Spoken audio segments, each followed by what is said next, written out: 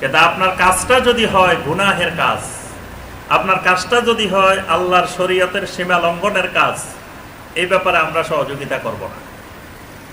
দেখা গেছে এই সমাজের একজনের মেয়ের বিয়ে, এখন মেয়ের বিয়েতে উনি একেবারে ঢোল বাদ্য বাজায়, গান বাজনা বাজায়, বিভিন্ন রকমের অন ইসলামিক পরিবেশে উনি শুরু করছে বিয়ে শাদীর ব্যবস্থাপনা। বাস, এখানে তাকে সহযোগিতা করা হারাম। যে আপনি যেহেতু হারামের দিকে চলে গেছেন, গুনার দিকে চলে গেছেন, আপনার এই কাজে আমরা নাই। তার ওই বিয়ের অনুষ্ঠানে অংশগ্রহণও করা যাবে না, তাকে কোনো ধরনের সহযোগিতা করা যাবে না। যদি তিনি তাকওয়ার উপরে থাকেন, শরিয়া বহির্ভূত কোনো কাজ তার বিয়ের অনুষ্ঠানে নাই, সব শরিয়া সম্মত কাজ, ওই সমাজের আমরা ওই কমিউনিটি যারা থাকবো তাদের উপরে ফরজ তাকে সর্বপ্রকারের সহযোগিতা করা। কিন্তু আমাদের সমাজে শরিয়ার সাথে আরো 3টা জিনিস আছে। কি কি আছে? শরিয়ার পরে তরিকত, মারেফত, হাকিকত। একটা হলো শরিয়ত, তার সাথে তরিকত, মারেফত, হাকিকত। তো প্রথমে কিছুটা শরিয়ার মধ্যে থাকে প্রথম, আস্তে আস্তে যখন তার মান উন্নত হয়, মান ডেভেলপ হয়, এবার সে শরীয়ত থেকে চলে যায় তরিকতে। এরপরে তরিকত থেকে যায় কিসে? মারেফত। মারেফত থেকে এক সময় যায় কিসে? হাকিকতে। তো দেখবেন যে হাকিকতে গেছে তার ভিতরে আর শরিয়ার কোনো নিয়ম নীতি পাওয়া যায় না, সে আর নামাজ পড়া লাগে না।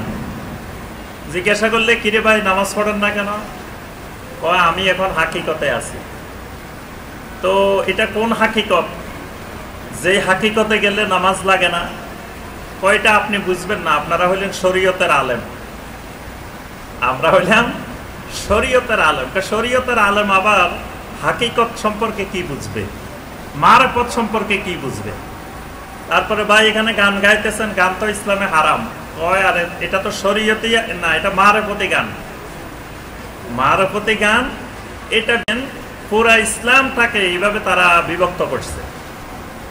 বিশেষ করে সুফিবাদী দর্শনে এই জিনিসগুলোকে, শরীয়তটাকে হালকা করে মানুষকে শরিয়া থেকে সরাই। আল্লাহ পাক যেটা বলছেন, ওয়ালা তাত্তাবিউ আহওয়া আল্লাযীনা লা ইয়ালামুন, এরা ওই মূর্খ লোকেরা তরিকতের নাম দিয়ে দিয়ে বিভিন্ন রকমের, এটা সিস্তিয়া, এটা কাদেরিয়া, এটা নকশবন্দিয়া, এটা মুজাদ্দিদিয়া, এটা সোহরাওয়ার্দিয়া, এরকম তরিকার নাম দিয়ে দিয়ে বিভিন্ন রকমের সিস্টেম পদ্ধতি চালু করছে।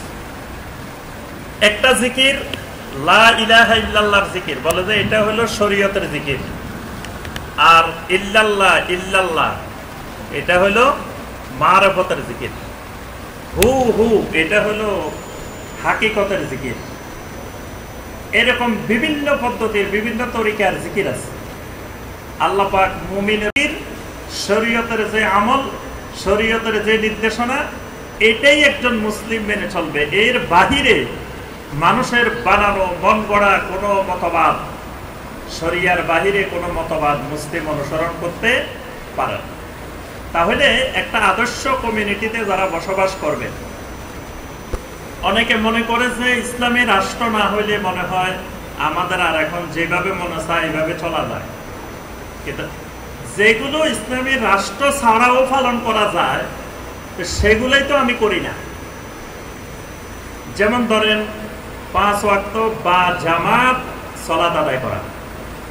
আচ্ছা, এটা তো রাষ্ট্র আমাকে বাধা দিচ্ছে না, এটা ইসলামী রাষ্ট্র হইলেও আমি আদায় করতে পারি। এখন ইসলামী রাষ্ট্র নাই, এখন আমার 5 ওয়াক্ত সালাত আদায় করতে কোনো বাধা আছে? তো এটা তো করি না।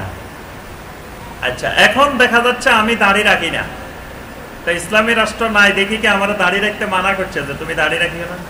তো এইটা তো আমি ইসলামী রাষ্ট্রের কারণে থেমে যাচ্ছি না, যে রাখতে পারতেছি না এমন না। আচ্ছা, আমি টাকনুর নিচে কাপড় পরে পরে ঘুরতেছি, আমাকে কি রাষ্ট্র বাধ্য করছে যে তুমি টাকনুর নিচে পড়তে হবে, টাকনুর উপরে পরা যাবে না? আচ্ছা, এরকম অসংখ্য বিধান আছে শরীয়তের, দ্বীনের, যেগুলো রাষ্ট্র ছাড়াও তো করা যায় স্বাভাবিকভাবে, কিন্তু দেখা যায় না আমরা সেগুলোর দিকে নাই। এমনি বলতেছি যে ইসলামী রাষ্ট্র হওয়া দরকার, রাষ্ট্র হইলে এটা হবে, আলহামদুলিল্লাহ হইলে তো ভালো কথা, এখন ধরুন আমার জীবদ্দশায় ইসলামী রাষ্ট্র পাইলাম না, কারণ এটা তো আল্লাহ কখন দিবেন, এটা আল্লাহ সুবহানাহু ওয়া তাআলার ব্যাপার। এটা আল্লাহ সুবহানাহু ওয়া তাআলা চাইলে, আল্লাহ পাক যখন এই নিয়ামত দেওয়ার জন্য এই জাতিকে মনোনীত করবেন, চাইবেন, তখন আল্লাহ দিবেন। তো সেটা আমার আপনার জীবদ্দশা নাও তো পাইতে পারে। এই জন্য যেগুলো রাষ্ট্র ছাড়া পালন করা যায়, তো সেইগুলো পালন করতে আমার অসুবিধা কোথায়? আচ্ছা, রাষ্ট্র শরিয়া ভিত্তিক, ইসলাম ভিত্তিক না হওয়ার কারণে আমি সুদ ভিত্তিক ব্যাংকে টাকা রাখতে হবে, এটা কি আমি বাধ্য? আমার সামনে ইসলামী ব্যাংক নাই, শরিয়া ভিত্তিক ব্যাংক নাই, তা আমি কেন শরিয়া ভিত্তিক ব্যাংক ছাড়ি দিয়ে আমি সুদ ভিত্তিক ব্যাংকে ইচ্ছা করে যাইতেছি? এটাকে আমি বলতে পারবো আল্লাহর কাছে যে ইসলামী রাষ্ট্র ছিল না, এই জন্য আমি সুদ ভিত্তিক ব্যাংকে গেছি? আপনার সামনে তো অনেকগুলো এখন শরিয়া ভিত্তিক ব্যাংক আছে। তাহলে এইসব ক্ষেত্রে মানে একটা কমিউনিটি যখন, আদর্শ কমিউনিটি এক জায়গায় গড়ে উঠবে, তখন তারা নিজেরা যখন ঐক্যবদ্ধ হবে, নিজেরা যখন এটা মেনে নিবে যে আমরা সবাই নিজেরা আমাদের জীবনটাকে শরিয়ার আলোকে সাজাবো, যে পর্যন্ত গিয়ে আপনি থেমে না যাবেন ওই পর্যন্ত আপনি চালাইতে থাকেন। মানে শরিয়ার আইন মানতে গিয়ে, শরিয়ার বিধান মানতে গিয়ে যেটাতে আপনি এমন জায়গায় গিয়ে থেমে যাবেন আর পাইতেছেন না, সেটা আল্লাহ সুবহানাহু ওয়া তাআলা দেখবেন। মুসা আলাইহিস সালামকে আল্লাহ পাক বলছেন বের হয়ে যাওয়ার জন্য, আর মুসা আলাইহিস সালাম চিন্তা করেন নাই যে সামনে সাগর পড়লে উনি কি করবেন না করবেন। আল্লাহ বলছে বের হয়ে যেতে, বের হয়ে গেছেন। সামনে যাই দেখে সাগর পড়ছে, তা এখন সাগর কেমনে পার হইবেন, এটা তো মুসা আলাইহিস সালামের চিন্তা না, এটা তো আল্লাহ ঠিক করে দিবেন, যেটা আল্লাহ বলছেন বের হওয়ার জন্য। উনি থেমে গেছেন, যেখানে যায় আল্লাহ সুবহানাহু ওয়া তাআলা রাস্তা খুলে দিয়েছেন সামনের দিকে। যখন হাজারা আলাইহিস সালাম এবং ইসমাইল আলাইহিস সালামকে রেখে যাচ্ছেন, যখন ইব্রাহিম আলাইহিস সালাম চলে যাচ্ছেন, হাজারা আলাইহিস সালাম জিজ্ঞাসা করলেন, আপনি যা আমাদেরকে রেখে যাচ্ছেন, এটা কি আপনার নিজের সিদ্ধান্ত না আল্লাহর সিদ্ধান্ত? শুধু এতটুকু আপনি বলে যান। ইব্রাহিম আলাইহিস সালাম বললেন, এটা আমার ব্যক্তির সিদ্ধান্ত না, এটা আমার আল্লাহ সুবহানাহু ওয়া তাআলার সিদ্ধান্ত। হাজারা আলাইহিস সালাম বললেন, এটা যদি আল্লাহর সিদ্ধান্ত হয় তো আমার কোনো আপত্তি নাই, যে আল্লাহ আমাদেরকে রেখে যেতে বলছেন সে আল্লাহ আমাদের সব ব্যবস্থাপনা করবে।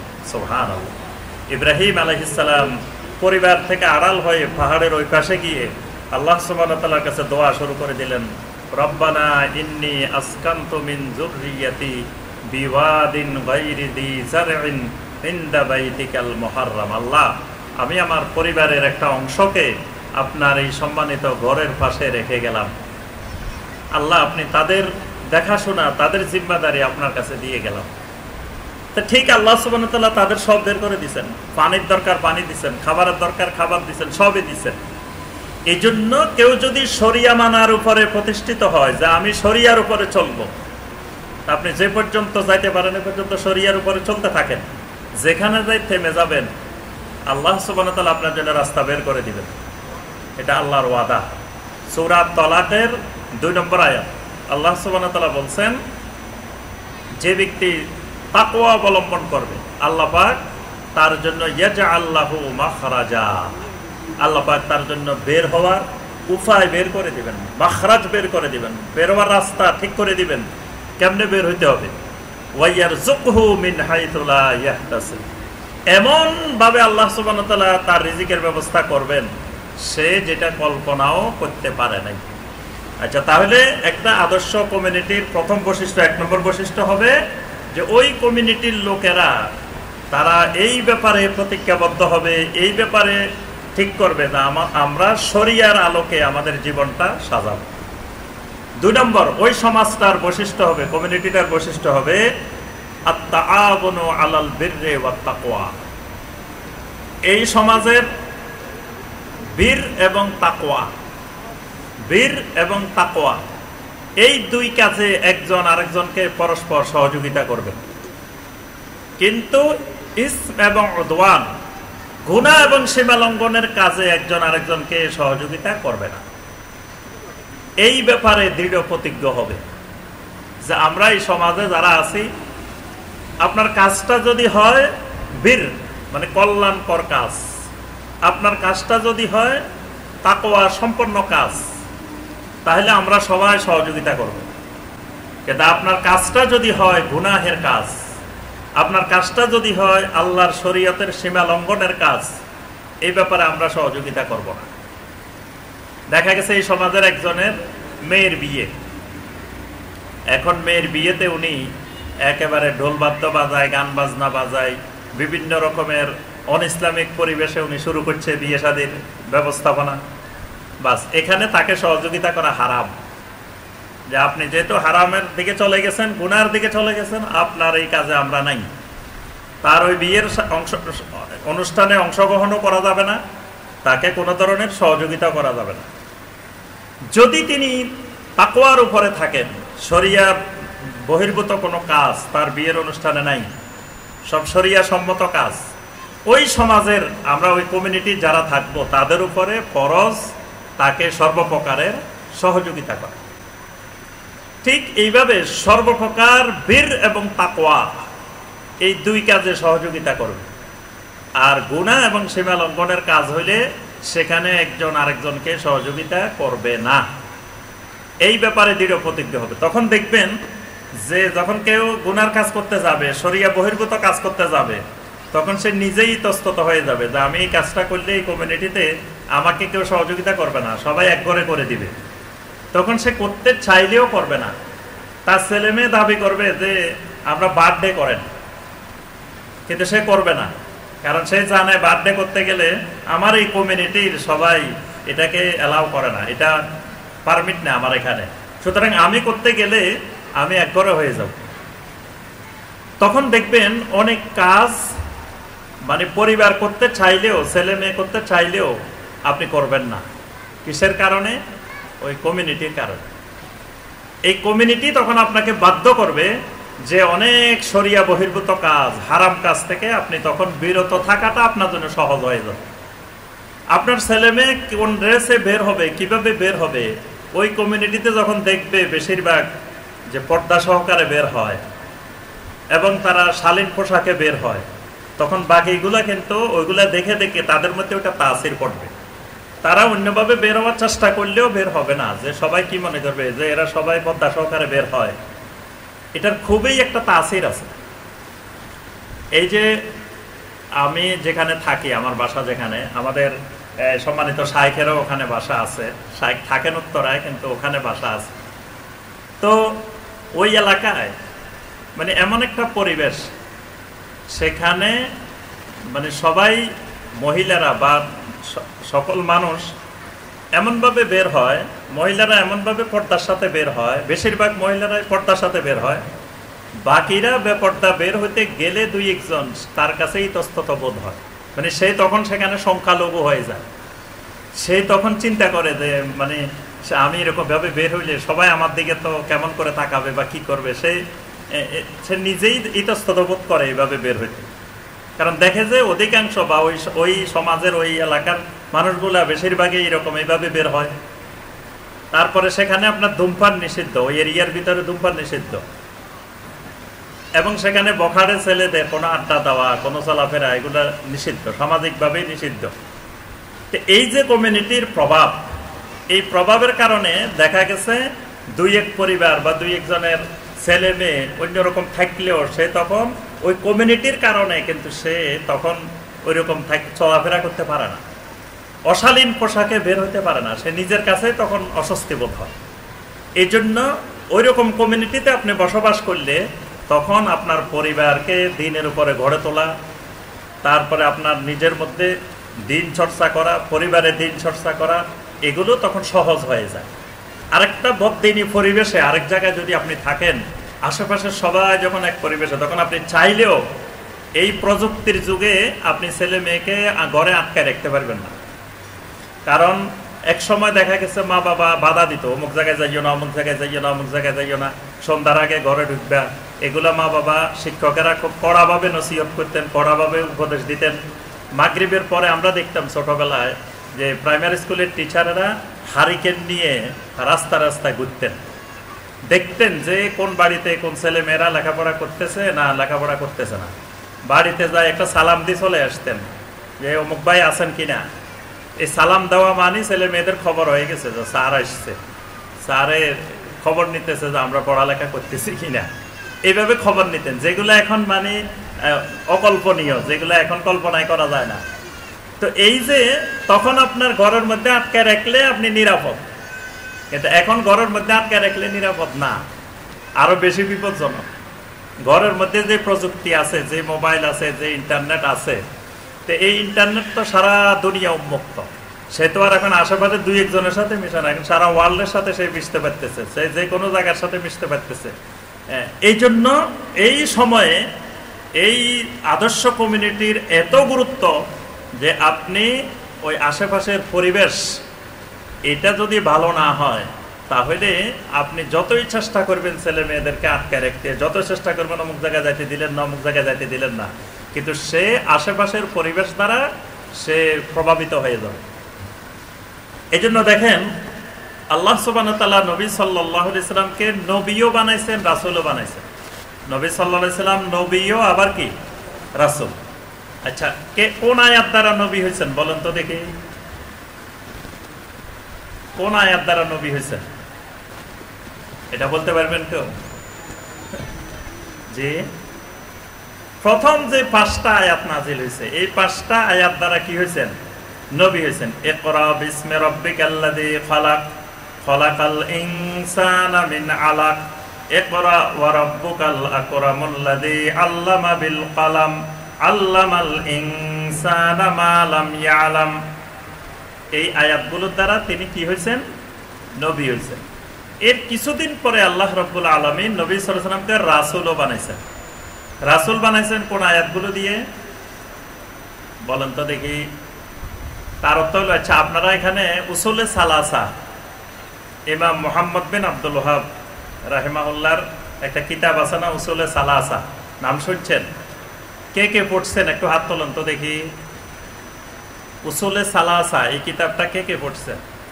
ইমানের 3 মূলনীতি। কেউ পড়েন নাই?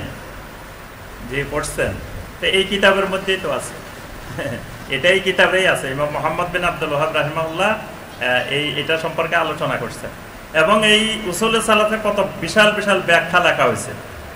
শাইখ বিন বাজ রাহিমাহুল্লাহ ব্যাখ্যা লিখছেন, শাইখ উসাইমিন রাহিমাহুল্লাহ ব্যাখ্যা লিখছেন, এবং আমার একটা বাংলা এটার উপরে আমার কিতাব আছে, ইমানের 3 মূলনীতি, এই উসুলে সালাসার উপরে। তো এখানে ওই কিতাবে দেখবেন এই আলোচনাটা সুন্দর করে দেওয়া আছে। প্রথমে আল্লাহ সুবহানাহু ওয়া তাআলা নবী বানাইছেন, তারপরে কি রাসূল। রাসূল কোন আয়াত দিয়ে? সূরা আল মুদ্দাসসিরের প্রথম যে 10টি আয়াত, ইয়া আইয়ুহাল মুদ্দাসসির কুম ফাআনযির ওয়া রাব্বাকা ফাকাব্বির ওয়া সিয়াবাকা ফাতাহহির। ইয়া আইয়ুহাল মুদ্দাসসির, নবী সাল্লাল্লাহু আলাইহি ওয়াসাল্লামকে আল্লাহ পাক ডাকছেন হে মুদ্দাসসির, মানে চাদর আবৃত, কম্বল আবৃত, হে আমার খলিল, হে আমার হাবিব। কুম, আপনি তো শুয়ে থাকলে চলবে না, আপনাকে শুয়ে থাকার জন্য নবী বানানো হয় নাই। আপনি কম্বল ফেলে দিয়ে, চাদর ফেলে দিয়ে, কুম, আপনি দাঁড়াই যান, উঠে যান। তো উঠে আপনি কি করবেন? এবার আল্লাহ পাক নবী সাল্লাল্লাহু আলাইহি ওয়াসাল্লামকে কিছু কাজ দিয়ে দিয়েছেন। নবীদের আলাদা কোনো কাজ হয় না, নবী আর রাসূলের মৌলিক পার্থক্য হলো এটা। নবীদের কাজ হলো আগের রাসূলের যেই কিতাব, আগের রাসূলের যেই কাজ, ওই কাজগুলা নবীরা করবে। আর রাসূল যখন হবেন তখন তাকে আলাদা কিতাবও দেওয়া হবে, আলাদা কাজও দেওয়া হবে। এবার নবী সাল্লাল্লাহু আলাইহি ওয়াসাল্লামকে আল্লাহ পাক কাজ দিচ্ছেন রাসূল হিসাবে। 1 নম্বর আপনার কাজ ফাআনজির, আপনি উঠে কি করবেন? সতর্ক করবেন। সতর্ক করেন, কিসের থেকে সতর্ক করবেন? সকল তাফসিরে দেখবেন লেখা আছে ফাআনজির আনিশ শিরকে, আপনি এই জাতিকে শিরিক থেকে সতর্ক করেন, শিরিক সম্পর্কে সতর্ক করেন। এটা আপনার 1 নম্বর কাজ, 1 নম্বর নবীওয়ালা কাজ, শিরিক সম্পর্কে সতর্ক করা।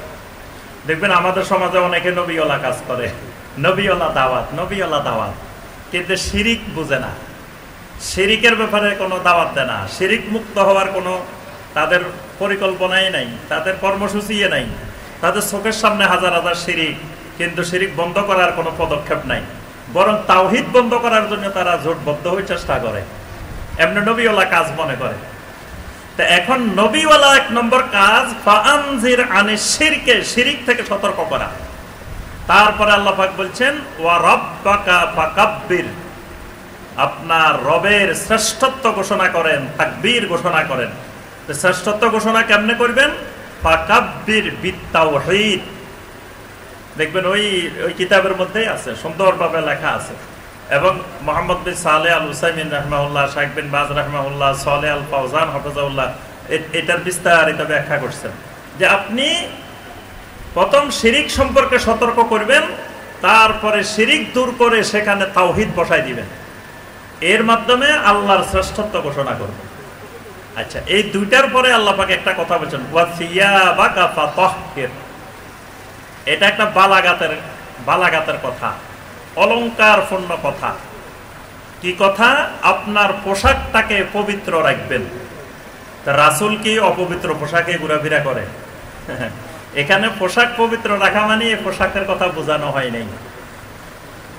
পোশাকটাকে পবিত্র রাখেন তার অর্থ হলো আপনি যেই সমাজে দাওয়াত দিবেন, যেই কমিউনিটিতে আপনি থাকবেন, যেই কমিউনিটির মানুষগুলোকে আপনি শিরিক সম্পর্কে সতর্ক করবেন, এটা পুরা সমাজটা একটা শিরিকের সমাজ। কারণ আমরা যেই সমাজে যেখানে আছি, যেই দেশে আছি, চারিদিকে শিরিক আর শিরিক, বেদাত আর বেদাত আছে না? এর মাঝখানে তো আমরা থাকি।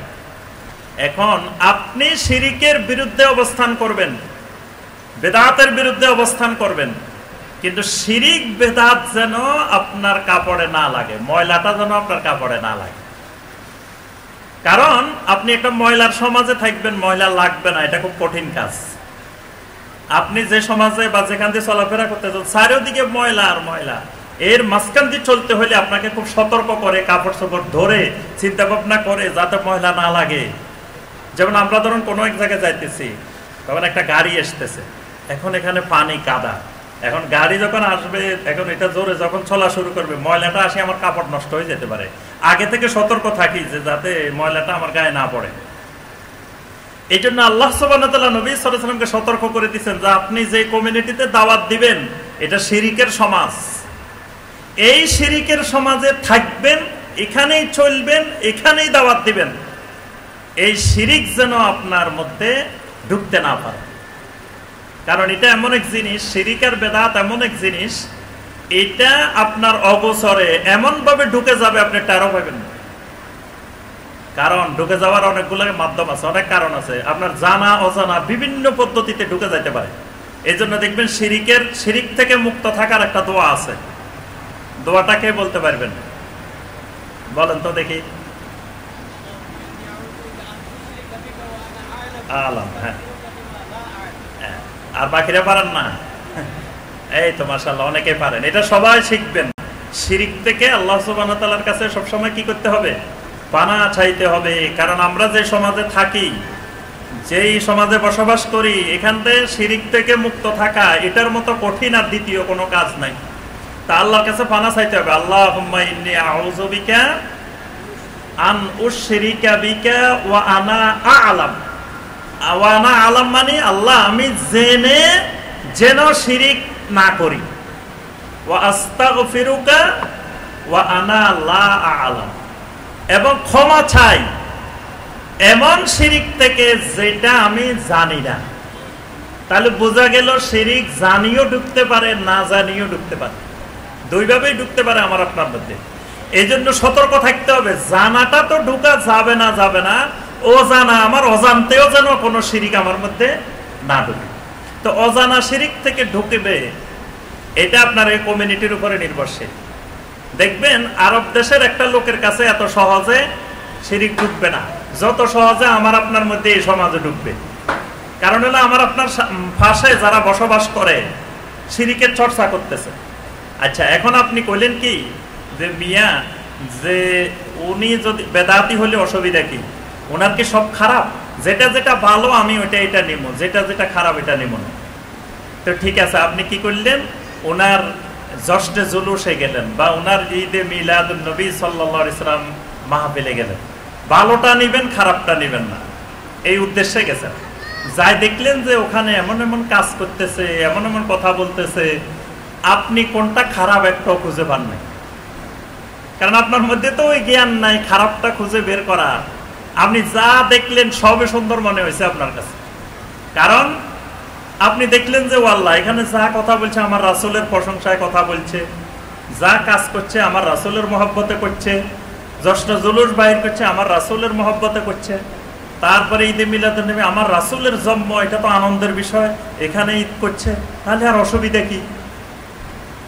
তারপর যারা করছে মানুষগুলা দেখলেন যে আল্লাহ কি সুন্দর সুন্দর নুরানি চেহারা। আপনি বললেন যে আরা হুজুরের গো কি সুন্দর নুরানি চেহারা, চট্টগ্রামের লোকেরা এটা বলে, দেখো আরা সুন্নি হুজুরের গো চেহারা গুলা দেখো কি সুন্দর সুন্দর নুরানি চেহারা, ওহাবির গো হুজুর যারা আছে একটারও চেহারা সুন্দর নেই, এদের সুন্নি হুজুরের গো চেহারা কি সব নুরানি নুরানি সুন্দর সুন্দর চেহারা। এখন আমি বলি যে যদি আপনি ওই রাজদরবারে খানকার মধ্যে বসে বসে আঙ্গুর আর আপেল খান, বসে বসে বেদানা খান, বসে বসে রাজদরবারে খানা খান, আপনি তার চেহারা তো এমনি সুন্দর হইব। আর মদিনার মধ্যে সুন্দর চেহারাওয়ালা ছিল আব্দুল্লাহ বিন উবাই। আব্দুল্লাহ বিন উবাই যে মুনাফিকের লিডার, এর যেই বডি, যে চেহারা, যে সুন্দর ছিল সে মদিনার মধ্যে, মানে সে একজনই ছিল। এর দেখলে আলাদাভাবে বোঝা যেত যে এমন স্মার্ট, এমন সুন্দর আব্দুল্লাহ বিন উবাই। তাহলে বোঝা গেছে এই সুন্দর হওয়া এটা হকের আলামত না। তো এখন আপনি গেছেন দেখলেন যে সব নুরানি চেহারাওয়ালা, সব পাগড়িওয়ালা, সব জুব্বাওয়ালা, সব লম্বা লম্বা দাড়িওয়ালা। আবার দেখলেন আপনি এরা তাহাজ্জুদও পড়ে, ওয়াল্লাহ দেখেন যে তাহাজ্জুদও পড়ে। আবার দেখলেন যে এরা মানুষের খাওয়াইতেছে, খালি কত ভালো ভালো জিনিস দেখছেন আপনি। এবার দেখি আপনি ওই তাদের শিরিকও গিলে ফেলছেন, বেদাতও গিলে ফেলছেন, যেটা আরব দেশের একজন মুসলিম এই অবস্থা দেখে নাই, এই অবস্থার মধ্যে সে পড়ে নাই কোনোদিন। আমি আপনি প্রতিনিয়ত যে অবস্থার মধ্যে পড়তেছি, তাহলে আপনি আমি সহজেই এই শিরিকের মধ্যে ঢুকে যাওয়ার সম্ভাবনা আছে। এই জন্য আমরা যে কথাটা বলছিলাম, আমাদের যে পয়েন্টটা আলোচনার বিষয় ছিল, একটা আদর্শিক সমাজ যেটা হবে, সেই সমাজে হবে আত-তাআবুন আলাল বিররি ওয়াত তাকওয়া, একজন আরেকজনকে তাকওয়ার কাজে, বীরের কাজে সহযোগিতা করতে হবে, পাপের কাজে সহযোগিতা করা যাবে না। 3 নম্বর বৈশিষ্ট্য হবে তাহকিকুল আদল ওয়াল মুসাওয়াহ, মানে এই কমিউনিটিতে ইনসাফ বজায় থাকবে, সমতা বজায় থাকবে, প্রত্যেকের প্রতি ইনসাফ আদল থাকবে।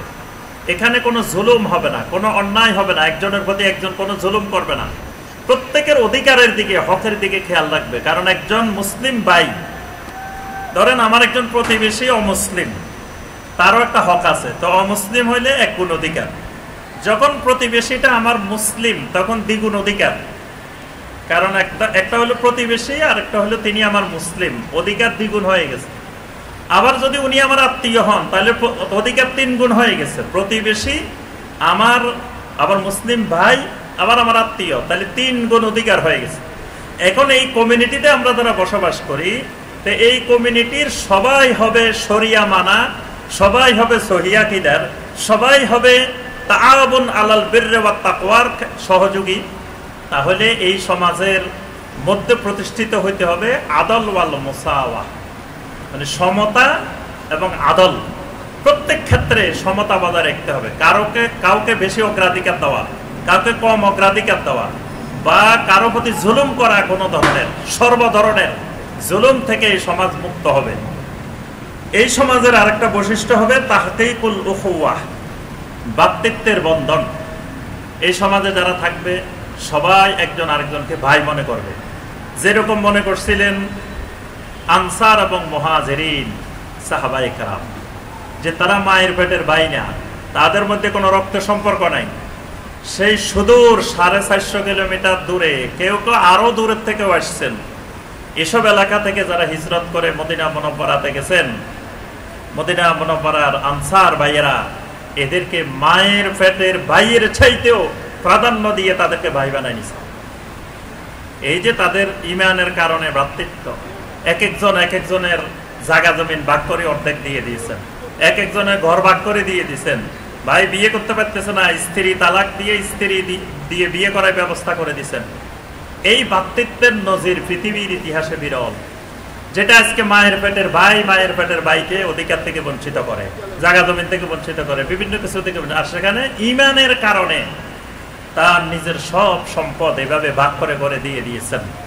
তাই এই জন্যই আনসারদের ভালোবাসা ঈমানের লক্ষণ। নবী সাল্লাল্লাহু আলাইহি ওয়াসাল্লাম আনসারদেরকে ভালোবাসার গুরুত্ব দিয়েছেন।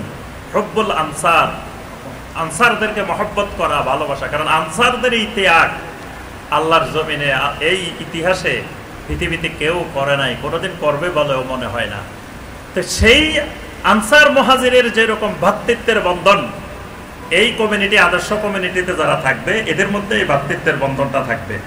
এরপরে থাকবে দেমানুল হুররিয়্যা ওয়াল কারামা।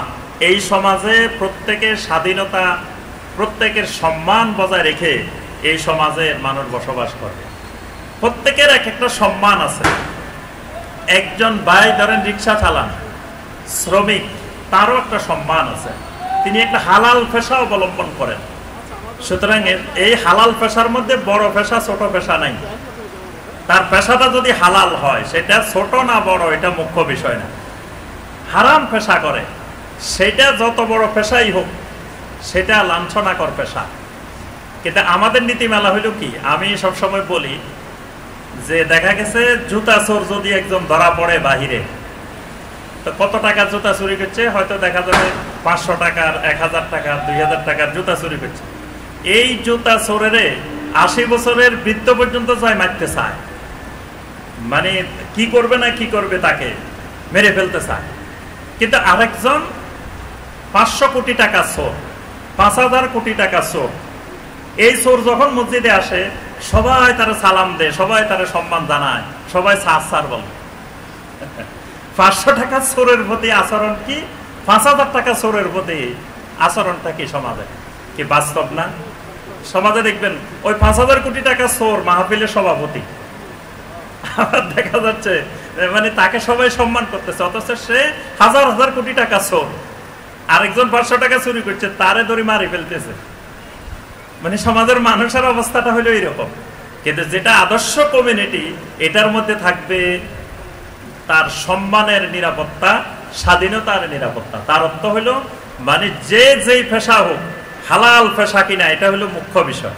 যদি হালাল পেশা হয়, একটা ছোট্ট পেশা হইলেও এটা ছোট আর বড় নাই, এটা ওইটা বড়, এটাকে সম্মান করতে হবে। কৃষি পেশা, এটা ছোট পেশা না, এটা বড় পেশা। এবং জান্নাতীরাও কৃষি কাজ করবে, কি জান্নাতীরাও কৃষি কাজ করবে। সহিহ বুখারীর হাদিসে আছে, আল্লাহ পাক জান্নাতীদেরকে জিজ্ঞেস করবেন, তোমাদেরকে আমি যা ওয়াদা করছিলাম সব পাইছো? সবাই বলবে হ্যাঁ আল্লাহ পাক সব পাইছি। তা আল্লাহ পাক বলুন আর কিছু চাওয়ার আছে? কারণ জান্নাতীদের ব্যাপারে আল্লাহর ওয়াদা, ওয়ালাকুম ফিহা মা তাশতাহি আনফুসুকুম ওয়ালাকুম ফিহা মা তাদউন। যা মনে চাইবে, যা ইচ্ছা করবে, যা দাবি করবে আল্লাহ সব দিবে।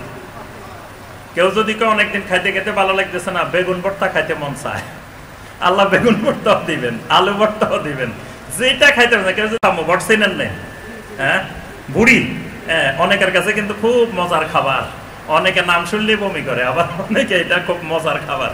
এখন যদি কোন আমি বুড়ি খাইতাম চাই, আল্লাহ পাক এটারও ব্যবস্থা করবে। কারণ ওয়ালাকুম ফিহা মা তাশতাহি আনফুসুকুম ওয়ালাকুম ফিহা মা তাদউন।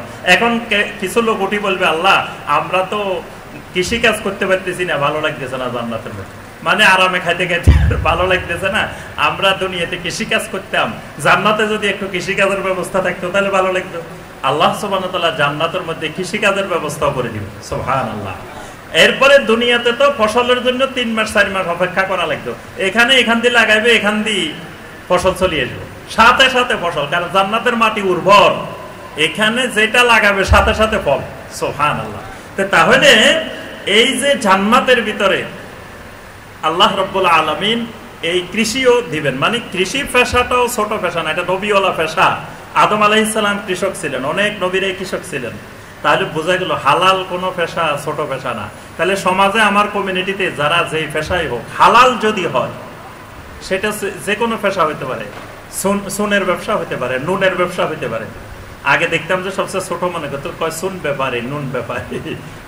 পরে দেখি যে আল্লাহ যুগে যুগে কত বড় বড় মুহাদ্দিসেরা সুনের ব্যবসা করত। ইমাম জাসসাস নাম শুনছেন না? ইমাম জাসসাস কত বড় ইমাম, কত বড় মুফাসসির। সেই ইমাম জাসসাস, জাসসাস মানে চুন ব্যবসায়ী, চুনের ব্যবসা করতেন। তাহলে বোঝা যায় চুনের ব্যবসাও ছোট ব্যবসা না। এবং এটাকে ওই ওলামায়ে কেরাম, আমাদের সালাফেরা অহংকার মনে করতেন, গর্ববোধ করতেন এজন্য নিজের আসল নাম দিয়ে পরিচিত না, জাসাস দিয়ে পরিচিত। উনি যে সুনের ব্যবসা করতেন এটা দিয়ে উনি কিয়ামত পর্যন্ত পরিচিত। কারণ কি, এত খুশি হয়ে কেন পরিচয় দিচ্ছেন যে উনি হালাল পেশা অবলম্বন করে জীবন নির্বাহ করছে, উনি বসি বসি ওই মুরিদের থেকে হাদিয়া নিয়ে নিয়ে খায় নাই, এইটা পরিচয় বহন করছে। যে ইমাম আবু হানিফা রাহমাহুল্লাহ ব্যবসায়ী ছিলেন না? তারপরে দেখেন কুদুরি, এই যে মাদ্রাসায় নবম দশমে আলিয়া কওমি সব মাদ্রাসায় একটা কিতাব পড়ায়, ফিকহের কিতাব, এটা দিয়ে শুরু হয় কুদুরি কিতাব। কুদুরি মানে কি? হাড়ি পাতিলের ব্যবসায়ী। উনি হাড়ি পাতিলের ব্যবসা করতেন। এটারে উনি এত মানে আত্মমর্যাদার মনে করছেন, উনি নিজের পরিচয় কুদুরি দিয়ে রাখছেন, ওই হাড়ি পাতিলের ব্যবসায়ী দিয়ে রাখছেন।